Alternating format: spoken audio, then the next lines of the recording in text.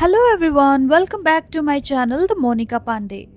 आज हम बात करने वाले हैं एक ऐसी फ्यूचर टेक्नोलॉजी के बारे में जो सुनने में बिल्कुल साइंस फिक्शन मूवी की तरह लगता है, लेकिन हो सकता है फ्यूचर में ये सच हो जाए।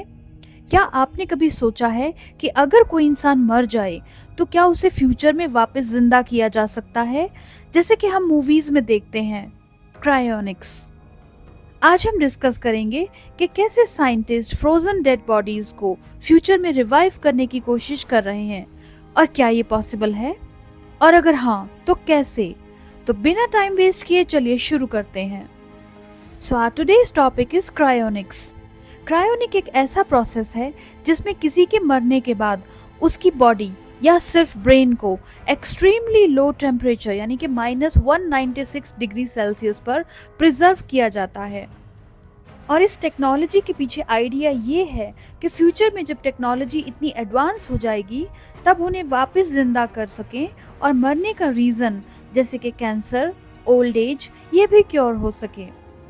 अब चलिए हम समझते हैं कि क्रायोनिक्स की इस टेक्नोलॉजी में हम स्टेप बाय स्टेप कैसे मूव ऑन करेंगे। Step number 1 is person legally declare dead के बाद उनकी बॉडी को आइस बाथ में रखा जाता है। स्टेप नंबर 2 इज ब्लड को रिप्लेस किया जाता है स्पेशल केमिकल्स से ताकि सेल्स डैमेज ना हो। स्टेप नंबर 3, बॉडी को लिक्विड नाइट्रोजन में -196 डिग्री सेल्सियस पर फ्रीज कर दिया जाता है। And step number 4 is future में जब क्योर मिल जाए तो बॉडी को रिवाइव करने की कोशिश की जाएगी। Now the main question arises, क्या ये सब पॉसिबल है? अभी की टेक्नोलॉजी के हिसाब से तो नहीं है, लेकिन फ्यूचर में हु नोज, हो भी सकता है। अभी तक किसी फ्रोजन डेड बॉडी को रिवाइव नहीं किया जा सका क्योंकि number 1, freezing damage, ice crystals cells को डैमेज कर देते हैं। नंबर 2, ब्रेन कॉम्प्लेक्सिटी, हम अभी तक ब्रेन को परफेक्टली प्रिजर्व नहीं कर सके हैं। Number 3 is future tech dependency, nano technology, AI, genetic engineering जैसी चीजें चाहिए जो अभी तक फुली एग्जिस्ट ही नहीं करती हैं। लेकिन कुछ कंपनीज जैसे एल्कोर, cryonic institute already 400 plus bodies को प्रिजर्व कर चुके हैं। उनका बिलीफ ये है कि एक दिन साइंस इतना एडवांस हो जाएगा कि ये सब पॉसिबल हो पाएगा। Now in the next segment let's discuss future technologies that could make it possible. Future में कुछ ऐसी टेक्नोलॉजीज आ सकती हैं जो क्रायोनिक्स को पॉसिबल बना दें, जैसे कि नंबर 1, नैनोबॉट्स, माइक्रोस्कोपिक रोबोट्स जो सेल को रिपेयर करेंगे। Number 2, artificial intelligence, AI dead brain के मेमोरीज को डिकोड कर सकें। Number 3 is cloning and 3D bioprinting, new organs या पूरा बॉडी बनाया जा सके। Number 4 is mind uploading, consciousness को कंप्यूटर में ट्रांसफर किया जा सके। और अब इमेजिन करिए कि अगर ये सब कुछ पॉसिबल हो गया तो टेक्निकली हम इमॉर्टल हो सकते हैं, लेकिन एथिकल कंसर्न्स भी बहुत हैं। और यही हमारा नेक्स्ट पार्ट है कि एथिकल एंड फिलोसफिकल कंसर्न्स क्या होंगे। अगर हम डेड बॉडीज को वापस ला सकते हैं तो क्या वो वही इंसान होगा? सोसाइटी पर इसका इम्पैक्ट क्या होगा? ओवर पॉपुलेशन, क्या सिर्फ अमीर लोग ही अफोर्ड कर पाएंगे? क्या डेथ को कंट्रोल करना चाहिए? ये सिर्फ साइंस का मैटर नहीं बल्कि फिलॉसफी एंड मॉर्टेलिटी का भी सवाल है। फ्रेंड्स, ये टॉपिक बहुत ही फैसिनेटिंग है और हो सकता है कि फ्यूचर में हम इसका जवाब भी दे सकें। आपका क्या ख्याल है? क्या आप अपनी बॉडी को फ्रीज करवाना पसंद करेंगे? और अगर आप अपनी बॉडी या ब्रेन को फ्यूचर के लिए फ्रीज करवाना चाहते हैं तो कुछ टॉप कंपनीज हैं जो आपको कुछ सर्विसेज ऑफर भी करती हैं, लेकिन इनकी सबकी कॉस्ट अलग अलग है। टुमारो बायो, ये यूरोप बेस्ड कंपनी है जो फुल बॉडी क्रायो प्रिजर्वेशन के 1.8 करोड़ चार्ज करती है, जिसमें सिर्फ ब्रेन का न्यूरो प्रिजर्वेशन 67 लाख का होता है। And they are offering monthly membership fees as well, जो इंडियन करेंसी के हिसाब से 2200 अराउंड है। एडिशनल कॉस्ट भी ये लोग चार्ज करते हैं, जिसमें standby team, transportation, long term storage including होता है। सेकेंड कंपनी जो है Alcor life extension, which is USA based company, whole body preservation के 1.7 करोड़ लेता है इंडियन करेंसी के अकॉर्डिंग। सिर्फ ब्रेन का प्रिजर्वेशन है 68 lakh rupees. This company also offering monthly membership program which cost around $55 यानी इंडियन करेंसी के हिसाब से 4700 रुपीज। पेट्स के लिए भी ये ऑप्शन अवेलेबल है। अगर आप अपने पेट्स का होल बॉडी प्रिजर्वेशन करवाना चाहते हैं तो वो भी पॉसिबल है। One more organization is Cryonics Institutes which is also USA based। Full body preservation के लिए सबसे अफोर्डेबल रेट्स हैं 24 lakhs। Lifetime membership Indian currency के हिसाब से 1.1 lakhs। ईयरली मेंबरशिप है ₹10,000। पेट क्रायो प्रिजर्वेशन भी पॉसिबल है। One more company is KrioRus that is Russia based.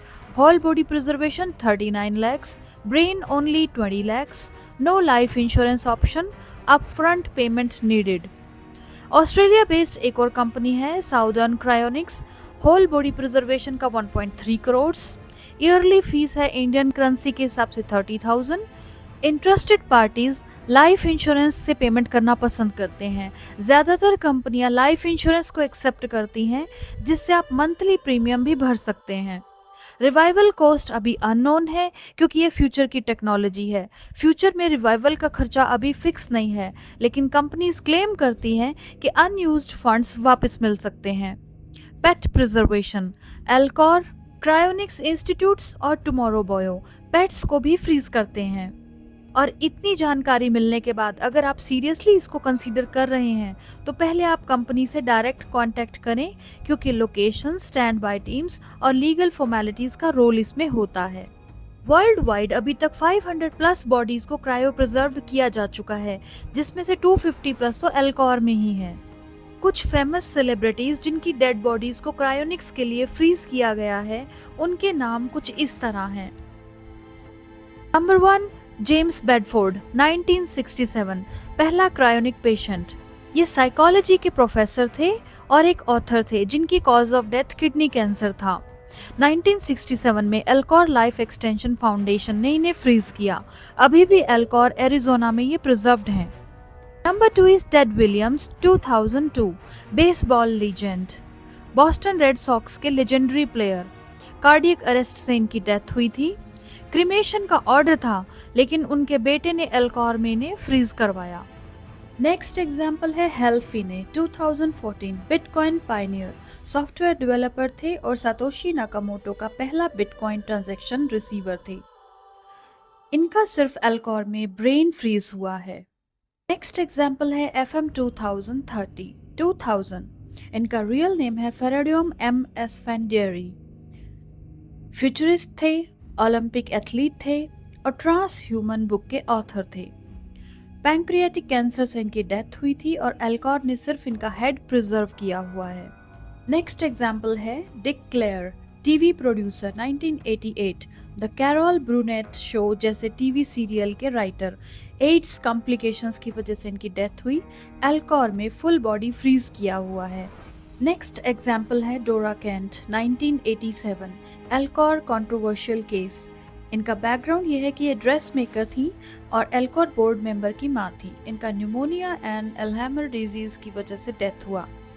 Coroner ने मर्डर का इल्जाम लगाया था लेकिन केस डिसमिस हुआ था। इनकी भी फुल बॉडी एल्कोर में प्रिजर्व्ड है।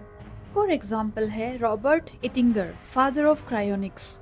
प्रॉस्पेक्ट्स इमॉर्टेलिटी बुक के ऑथर हैं और क्रायोनिक इंस्टीट्यूट के फाउंडर हैं। नेचुरल कॉजेज की वजह से इनकी डेथ हुई at the age of 92 years. अपने ही इंस्टीट्यूट में इन्हें प्रिजर्व कर दिया गया। इसी तरह के और कई एग्जाम्पल हैं जैसे एल स्टीफन कॉल्स 2014 में एल्कोर ने इनका सिर्फ ब्रेन फ्रीज किया हुआ है। पीटर एक्सटेले, इनका भी ब्रेन एल्कोर में फ्रीज किया हुआ है। मैथरीन नाओ वाराटपोंग 2 years ओल्ड चाइल्ड है, फीमेल चाइल्ड। ब्रेन कैंसर से इनका डेथ हुआ। एल्कोर ने इनकी फुल बॉडी को फ्रीज किया है। इसके अलावा और कई लोग हैं जो फ्रीज होने के लिए तैयार हैं, जिन्होंने अपने डॉग के साथ कॉन्ट्रैक्ट साइन किया हुआ है। उनमें से एक नाम है रे कुर्जवेल, गूगल के फ्यूचरिस्ट। तो फ्रेंड्स, इतने सारे एग्जाम्पल्स सुनने के बाद अब आप बताइए, क्या आप अपनी बॉडी फ्रीज करवाना चाहेंगे? कल ही मैंने ये कॉन्सेप्ट अपने एक फ्रेंड से डिस्कस किया एंड ही टोल्ड, अरे ये कोई तांत्रिक विद्या है? मैंने कहा नहीं, ये एक टेक्नोलॉजी है जो हो सकता है कि फ्यूचर में जनरेट की जाए। बट हाँ, ये भी एक सोचने की बात है कि तांत्रिक लोग कैसे आत्माओं को वापस बुलाते हैं शरीर में। इसका मतलब कुछ तो है।